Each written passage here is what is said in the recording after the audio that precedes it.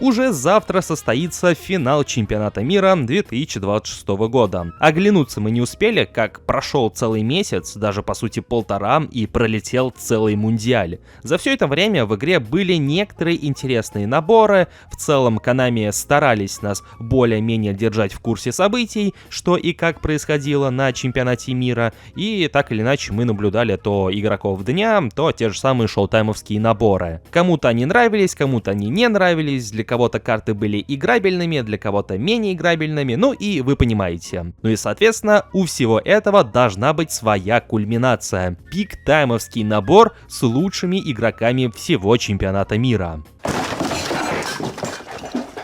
На понедельник Konami не добавили никакого контента в виде шоу-таймов, в виде эпиков, а это означает, что скорее всего контент будет по горячим следам, и уже на следующий день после финала, как раз таки в понедельник, мы и увидим набор с лучшими представителями этого мундиаля. Смотреть в будущее я не умею, точно так же, как и не вижу смысла строить какие-либо догадки, исходя из того, какой игрок провел турнир лучше всего, поэтому предлагаю обратиться в прошлое и вспомнить аналогичный набор по чемпионату мира 22 года. Что тогда Konami выкатили для игроков, для донатеров, для фри-то-плейщиков, и стоит ли ожидать нечто подобного уже в понедельник? Обо всем этом и не только, давайте поговорим в этом видео.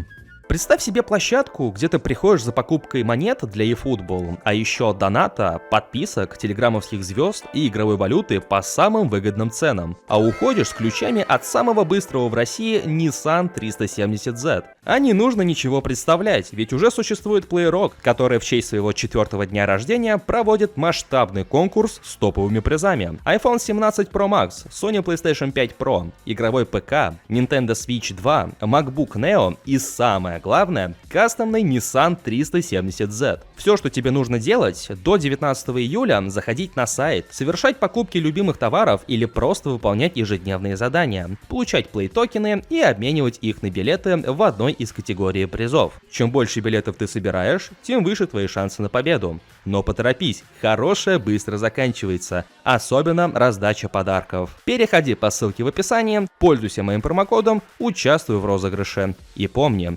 если выгоднее и с подарками, значит PlayRock. Некоторые из вас уже, наверное, могли понять, что это некое продолжение моего поста, который я расписывал еще в своем телеграм-канале. Во-первых, вы молодцы, потому что вы подписаны на телегу и вы видите, что там публикуется. А все те, кто не подписаны, приглашаю, будем щитпостить вместе во время финала ЧМ. А во-вторых, ну, что вы мне сделаете, я вообще в другом городе. Во всяком случае, через какое-то время после самого финала мы таки получили бигтаймовский набор с лучшими игроками, причем не только финалом, но и также одного из игроков матча за 3-е место. И получается, что в том наборе присутствовали бигтаймовский Килиан Мбаппе, Лионель Месси и Йошка Гвардиол. И вот знаете, на момент eFootball 2023 подобный подбор игроков не казался таким надоедливым, как покажется, например, сейчас.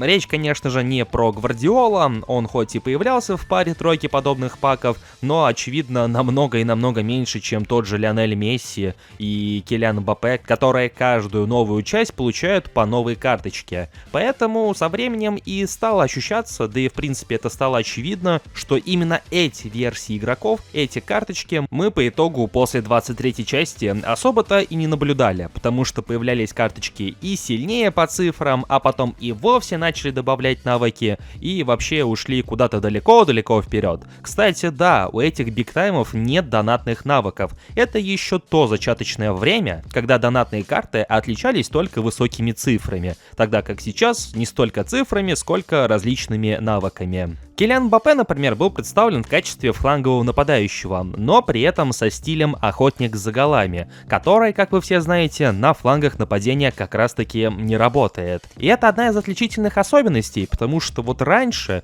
еще причем во времена PES, когда был MyClub, и на ранних этапах eFootball 22-23 частях, такая ситуация была более распространенной, тогда как сейчас мы такого не наблюдаем, что карточки получали несовместимые друг с другом позиции и стили, из-за чего позиция на карточке одна, а играбельный стиль вообще на других позициях. И таким образом у нас как бы фланговый нападающий, который на фланге не будет работать в полной мере. Но при этом именно на фланге нападения у Килиана Мбаппе самые высокие цифры, 104 пункта рейтинга, тогда как на ЦН 103. Но при этом Килиан хорош тем, что он универсален, как его не прокачивай, что эту карточку, что любые другие его версии, он в принципе одинаково будет хорош что на фланге, что в нападении, именно в качестве центр-форварда. Но опять же, как я упоминал ранее, учитывая, что впоследствии мы наблюдали Килиана и со скоординированными ударами, и с пикирующим соколом, очевидно, что эта версия сильно потеряла в своей актуальности. В принципе, то же самое можно сказать и про Лионеля Месси. Конечно,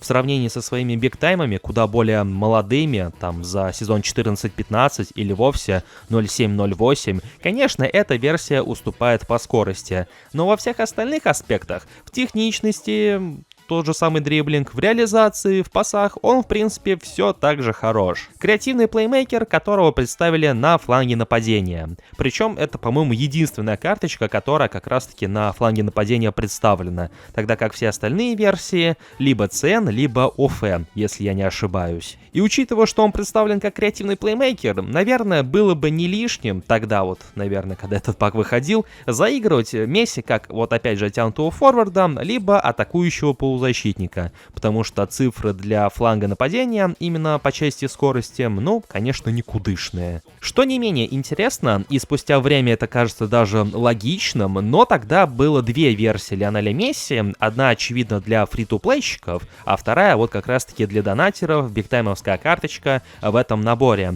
И внешность у обоих карточек, то есть те же самые модельки, они отличались. Но, к слову, немножко об этой фри-то-плейной карточке. На самом деле это чуть ли не самая лучшая фри-то-плейная карточка Месси, которую Konami раздавали за просто так. Не в паках за 1800 или еще в каких-то подобных случаях, а вот именно за вход в игру. Просто какие-то космические цифры. И вот только скорость с выносливостью, конечно, добавляет ложку дегтя в бочку меда, но по всем остальным показателям это просто какая-то сумасшедшая карточка.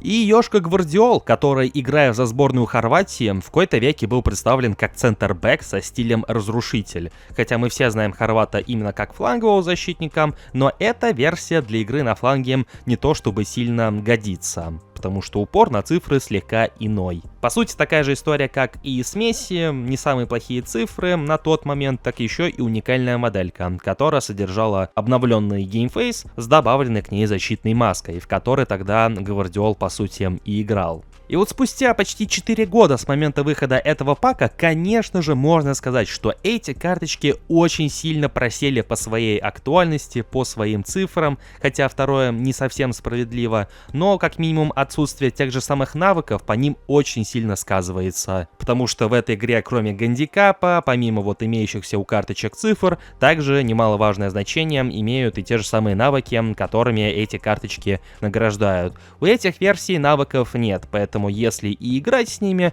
то только за счет своих собственных ручек. Проходить в соло, подбирать удачные моменты, чтобы отпасоваться, чтобы пробить, чтобы это было точно, чтобы это было эффективно, а не уповать на какой-нибудь сокол, которым вы можете херачить из-за штрафной. Но при этом по цифрам, вот опять же, не самые плохие карточки, и по сей день их спокойно можно было бы наигрывать, будь они, например, у меня в составе. Но опять же, я их тогда не крутил, и поэтому могу на них смотреть только со стороны. Но из ранее упомянутых карточек одна у меня все-таки есть. И о бой!